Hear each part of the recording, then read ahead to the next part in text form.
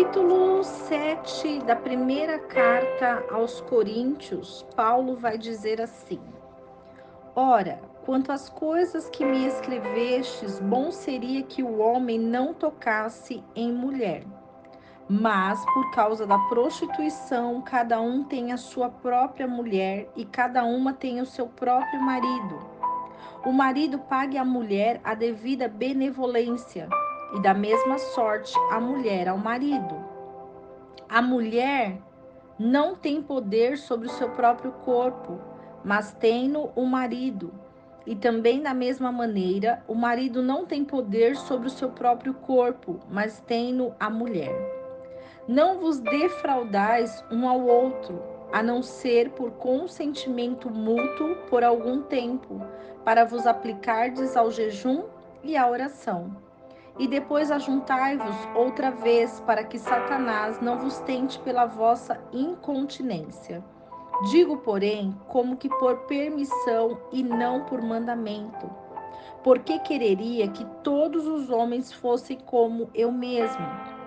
Mas cada um tem de Deus o seu próprio dom, um de uma maneira e outro de outra. Digo, porém, aos solteiros e às viúvas que lhes é bom se ficarem como eu. Mas, se não podem conter-se, casem-se, porque melhor é casar do que abrasar-se. Todavia, aos casados mando, não eu, mas o Senhor, que a mulher não se aparte do marido. Se, porém, se apartar, que fique sem casar, ou que se reconcilie com o marido, e que o marido não deixe a mulher. Mas aos outros digo eu, não o Senhor. Se algum irmão tem mulher descrente e ela consente em habitar com ele, não a deixe. E se alguma mulher tem marido descrente e ele consente habitar com ela, não o deixe. Porque o marido descrente é santificado pela mulher, e a mulher descrente é santificada pelo marido. De outra sorte, os vossos filhos seriam imundos, mas agora são santos. Mas se o descrente se apartar, aparte-se, porque nesse caso o irmão ou irmã não está sujeito à servidão. Mas Deus chamou-nos para a paz, porque de onde sabes, ó mulher, se salvarás teu marido? Ou de onde sabes, ó marido, se salvarás tua mulher? E assim cada um ande como Deus lhe repartiu, cada um como o Senhor o chamou. É o que ordena em todas as igrejas. É alguém chamado estando circuncidado? Fique circuncidado. É alguém chamado incircunciso? Não se circuncide. A circuncisão não é nada e a incircuncisão não é nada mas sim a observância dos mandamentos de Deus. Cada um fique na vocação em que foi chamado. Foste chamado sendo servo, não te dê cuidado. E se ainda pode ser livre, aproveita a ocasião. Porque o que é chamado pelo Senhor sendo servo, é liberto do Senhor. Da mesma maneira também o que é chamado sendo livre, servo é de Cristo. Fostes comprados por um bom preço. Não vos façais servos dos homens. Irmãos, cada um fique diante de Deus no estado em que foi chamado. Ora, quanto às virgens, não tenho o mandamento do Senhor. Dou, porém, o meu parecer, como quem tem alcançado misericórdia do Senhor para ser fiel. Tenho, pois, por bom, por causa da angustiosa situação presente, que é bom para o homem o estar assim. Estás ligado à mulher? Não busques separar-te. Estás livre de mulher? Não busques mulher. Mas se te casares, não pecas. E se a virgem se casar, não peca. Todavia, os tais terão tribulações na carne, e eu quereria poupar-vos. Isto, porém, vos digo, irmãos, que o tempo se abrevia. O que resta é que também os que têm mulheres sejam como se não as tivessem, e os que choram como se não chorassem. e os que folgam como se não folgassem, e os que compram como se não possuíssem, e os que usam deste mundo como se dele não abusassem, porque a aparência deste mundo passa. E bem quisera eu que estivesseis sem cuidado. O solteiro cuida das coisas que são do Senhor, em como há de agradar ao Senhor. Mas o que é casado cuida das coisas do mundo, em como há de agradar a mulher. Há diferença entre a mulher casada e a virgem. A solteira cuida das coisas do Senhor para ser santa, tanto no corpo como no espírito. Porém, a casada cuida das coisas do mundo, em como há de agradar ao marido. E digo isto para proveito vosso, não para vos enlaçar, mas para que o que é decente e conveniente, para vos unirdes ao Senhor sem distração alguma. Mas se alguém julga que trata indignamente a sua virgem, se tiver passado a flor da idade, e se for necessário que faça o tal o que quiser, não peca.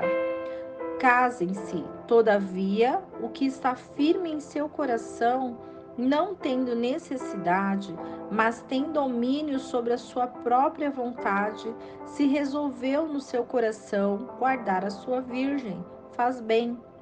De sorte que o que dá em casamento faz bem, mas o que não a dá em casamento faz melhor. A mulher casada está ligada pela lei todo o tempo que o seu marido vive, mas se falecer, o seu marido fica livre para casar com quem quiser, contanto que seja no Senhor. Será, porém, mais bem-aventurada se ficar assim, segundo o meu parecer. E também eu cuido que tenho o Espírito de Deus.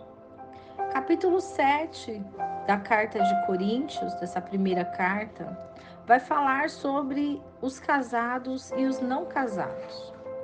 Paulo, entendendo a situação daquele povo de Coríntios, ele escreve essa carta relatando o seu parecer diante da posição e mandamento do Senhor. O Senhor, ele formou o homem e a mulher. Porém, diante do pecado cometido, nós geramos dentro de nós, dentro da nossa carne, tribulações quando pecamos. E se nós casamos com uma pessoa que não tem a mesma fé que a nossa, que não quer seguir os mandamentos de Deus, que não tem essa intenção em seguir os mandamentos, as pessoas, elas não estão ligadas espiritualmente e podem sofrer na carne. Paulo não relata aqui que não se deve casar, não é isso. Paulo diz que seria bom, porque ele estava vivendo algo sobrenatural com Deus, porque ele estava solteiro. Então ele estava se dedicando totalmente à obra do Senhor. E quando ele se dedica à obra do Senhor totalmente, ele está glorificando o nome do Senhor, porque ele não era um homem casado, ele era um homem que seguiu o chamado de Deus na sua vida. Porém, Paulo, ele explica que Deus, ele quer que os casados cuidem da mulher e do homem. Paulo diz ainda que o homem e a mulher devem se unir e que cada um reconheça que o corpo de cada um não é mais seu, mas do outro, porque se ligam a uma só carne. Paulo ainda diz que os dois corpos não podem ficar separados muito tempo, que tem que ter uma concordância, se for para jejum e oração, porque Satanás acha uma brecha para poder atuar diante dessa separação de corpos. Então, Paulo diz que é preciso fechar as brechas dentro de um relacionamento, Porque se ficam separados muito tempo, entra o inimigo e aí a confusão é tremenda, porque há muitas traições relacionadas ao casamento quando há essa separação, quando há esse confronto entre casais, não pode haver essa separação. Então, quando os corpos não estão juntos, há contendas e brigas conjugais e muitos divórcios acontecem por causa dessa separação. Então a mulher, ela deve entender que o corpo dela pertence ao seu marido e o marido deve entender que o seu corpo pertence à sua mulher, para que eles possam em comunhão andar sempre juntos e unidos no mesmo propósito. E quando Deus, ele relata através da vida de Paulo sobre as nossas responsabilidades quanto ao casamento, Deus fala sobre a fidelidade, de sermos fiéis no casamento, porque a fidelidade glorifica ao Senhor. A fidelidade demonstra ao Senhor que nós estamos cumprindo a sua palavra, o seu mandamento. Então, Paulo, ele descreve essas duas personalidades, dois comportamentos, que é o comportamento de uma pessoa solteira que pratica a obra do Senhor e tem a do casado, que se formam em uma pessoa e um agrada o outro, para que os dois possam viver em comunhão com o Senhor no mesmo propósito. Então, Paulo, ele vai relatar que cada um fique no dom que foi chamado. Porque cada um foi chamado para algo. Uns foram chamados para casar, outros foram chamados para servir, outros foram chamados para outras obras. E cada um deve respeitar aquilo que o Senhor deu para cada um. Porque hoje, nesse momento, exatamente o que você está fazendo, essa é a sua missão de vida. Esse é o seu chamado. Isso é o que Deus está fazendo para te preparar para muito mais, para algo além do que nós nem imaginamos. Paulo diz ainda que fala sobre as viúvas e as solteiras. Ele diz, é melhor que vocês estejam sós, mas se vier a se casar, também vocês fazem bem. Isso é uma opção. O que a gente deve buscar? Buscar no Senhor. Buscar a vontade do Senhor. O que é melhor para as nossas vidas, Deus, ele sabe. Deus sabe o que é melhor para mim, Deus sabe o que é melhor para você, porque Deus, ele conhece o nosso coração. Deus, ele conhece o nosso íntimo, o nosso profundo, o nosso secreto, os nossos desejos, os nossos sonhos. E ele cuida de nós. Que você fique com essa palavra no seu coração, que Deus abençoe a sua vida, que Deus direcione você ao caminho certo, ao caminho de luz.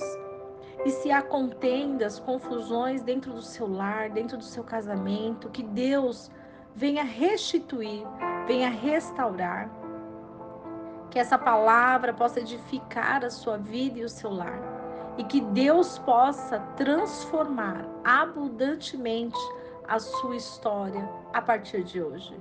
Que Deus console o seu coração, que o Espírito Santo venha revelar grandes mistérios de Deus, e que não esqueçamos do versículo que diz: conhecereis a verdade, e a verdade vos libertará.